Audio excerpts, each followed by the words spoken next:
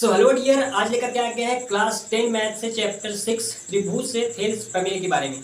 Thales प्रमेय बहुत ही interesting chapter है और कंफ्यूजिंग भी है, पर हम इस शॉर्ट वीडियो में देखेंगे, आसान तरीके से इससे समझेंगे क्या क्या होता है थेल्स प्रमेय और कैसे हम इसके सवाल को लगा पाएंगे बहुत ही आसान तरीके से कम समय में। तो यहाँ पर देखेंगे बोर्ड पर हम दो सवाल लिखे हैं और इस सवाल की वजह से हम बहुत ही आसान तरीके से इसको हम समझने का प्रयास करेंगे। सवाल 6.2 से है, पहला सवाल आपकी किताब में होगा, सवाल शॉर्ट में लिखे हैं। दिया उसने कि डी समांतर है बीसी के और ईसी का मान निकालना है और एडी का मान निकालना है। यानी कि पहले वाले जो चित्र है उसमें ईसी का मान निकालना है हमको और जो दूसरा चित्र है उसमें हमको एडी का मान निकालना है। ठीक है, तो कैसे निकालेंगे देखिए इसको ध्यान से यहाँ पे बोर्ड पर।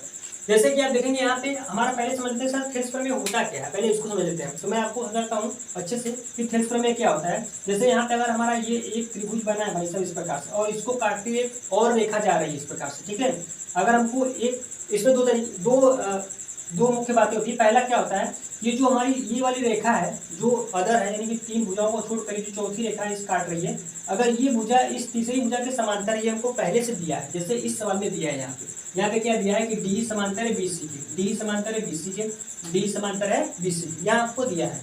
तो अगर ये हमको सीधे से ऐसे दे दिया है सर कि डी जो है वो बीसी के अगर समांतर है, तो हम एक सूत्र बना सकते हैं, यहाँ पे बना सकते हैं, ये जो हमारा एडी है, एडी बटे में डीबी, एडी बटे में डीबी बराबर होगा ए बटे में सी के। मैं लिख के आपको समझाता हूँ कि अगर ऐसा हमको दिया हो किताब में कि ये जो भुजा काट रही है तो ये वाली भुजा तीसरी भुजा के समांतर है, तो हमारा एक सूत्र बनता है सर थेल्स प्रमेय का कि एडी बटे में डीबी बराबर है ए बटे में ईसी की। ठीक है, ये हमारा एक थेल्स प्रमेय का सूत्र बनता है। लेकिन एक और होता है, अगर हमको ये ना दे कि डी समांतर है बीसी के, तो फिर हम क्या करेंगे, तो हमको ये दे देगा आप। ठीक है, एडी बटे डी बराबर ए बटे ईसी। फिर हमसे पूछेगा कि बताइए कि ये जो है डी और बीसी के समांतर है कि नहीं, तो फिर हम इसका मान निकाल करके चेक करेंगे दोनों का।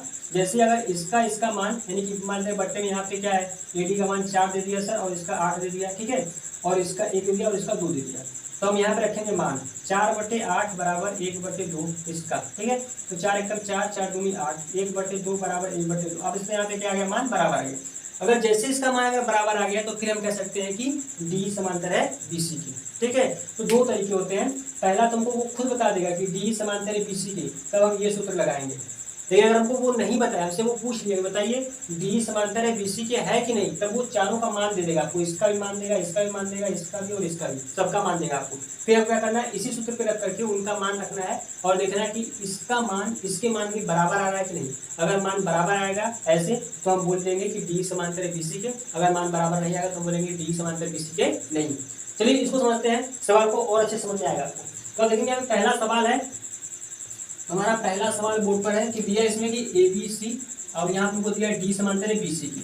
हमको दिया है एडी का मान 1.5 सेंटीमीटर और डीबी 3 सेंटीमीटर, एई दिया 1 सेंटीमीटर और ये हमको फाइंड आउट करना है सर। बहुत ही आसान है, कोई दिक्कत नहीं। देखिए कैसे करेंगे हम थेल्स प्रमेय का सूत्र लगाएंगे।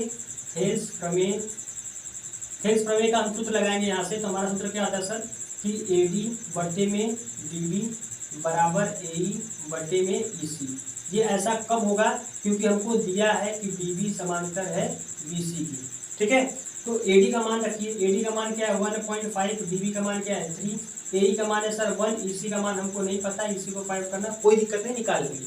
और देखिए आगे यहाँ पे त्रिज्या गुणा करेंगे, फटाफट गुणा करेंगे हम। यहाँ पे क्या आएगा सर 1.5 ईसी बराबर 3 एकम क्या हो जाएगा 3, और जैसे ही हम यहाँ से मान निकालेंगे ईसी का, तो 3 ये मल्टीप्लाई आकर क्या करेगा, डिवाइड करेगा यहाँ से। तो हमारा ईसी का मान क्या आ जाएगा बताइए 3 बटे में, अगर हम यहाँ से डिवाइड कर देंगे तो डिवाइड करेंगे तो हमारा क्या आएगा 2 आ जाएगा ना। मैं यहाँ पे अगर 10 ऊपर नीचे गुणा कर देंगे हम यहाँ से, ये 30 हो जाएगा, ये क्या जाएगा 15 हो जाएगा। तो हमारा क्या आएगा 30 बटे में 15, तो ईसी बराबर क्या आएगा 15 दूनी का 20। तो आप इसमें बहुत ही आसान तरीके से हमारा यहाँ पे क्या आ गया, ईसी का मान आ गया 2 सेंटीमीटर। अच्छा मैं एक और क्या आपको समझा रहा था, अगर हमको अब यहाँ पे दे दिया, हम अभी तो निकाल लिए, अगर हम यहाँ पे देखिए इसका मान क्या है 2 सेंटीमीटर। अब हमसे ये पूछ ले कि बताइए डी समांतर है बीसी की कि नहीं, हमको किताब में नहीं दिया, हमसे पूछ लिया डी समांतर बीसी क्या है, तो हम क्या करेंगे, इसी सूत्र पर मान रखेंगे, एडी का मान, डीबी का मान, एई का मान, ईसी का मान, सबका मान रखेंगे। आप चेक करके देखिए एडी का मान क्या सर 1.5 और डीबी का मान क्या है 3, ए का मान क्या है 1 और इसी निकाले है 2। तो इसको अगर हम कट करेंगे यहाँ से पॉइंट आकर 3 से, तो 15 कम 15, 15 दूनी 30 है, 1.5 दूनी 3 होता है। देखिए 1/2 बराबर 1/2 आ गया। तो हम कह सकते हैं यहाँ से कि ये क्या इसके समांतर है। यही मैं चीज़ आपको समझा रहा था। तो 2 तरीका होता है और 2 तरीके से इसमें सवाल आते हैं। ये 2 तरीके से यहाँ एक बार आपको बता देगा वो खुद की समांतर है, और एक बार वो आपसे पूछेगा सबका मान देगा। तो अगर आपको ये सवाल समझ में आया तो इस सवाल को आप जरूर बताइएगा कि इसका आंसर क्या आएगा। कमेंट में आप इसका आंसर जरूर बताइएगा स्क्रॉल करके। इसी प्रकार से सेम टू सेम इसी का सूत्र लगा सकते हैं। तो उम्मीद है कि आपको ये वीडियो समझ में आया होगा कि थेल्स प्रमेय कैसे काम करता है और थेल्स प्रमेय का सूत्र क्या होता है और उसमें किस टाइप से कैसे कैसे क्वेश्चन आते हैं। तो मिलते हैं जल्दी नेक्स्ट वीडियो में कुछ ऐसे ही कंफ्यूजिंग और इंटरेस्टिंग लेकर के। और आपको अगर कोई भी मैथमेटिक्स में कोई भी चीज़ कंफ्यूजिंग लगे या फिर डिफिकल्ट लगे तो आप कमेंट में जरूर बताइएगा कि ये चीज़ हमको कंफ्यूजिंग लग रहा है या फिर डिफिकल्ट है, मैं उस पर वीडियो जरूर बनाऊंगा। मिलते हैं जल्दी नेक्स्ट वीडियो में, तब तक के लिए bye bye, take care, thank you so much for watching this video.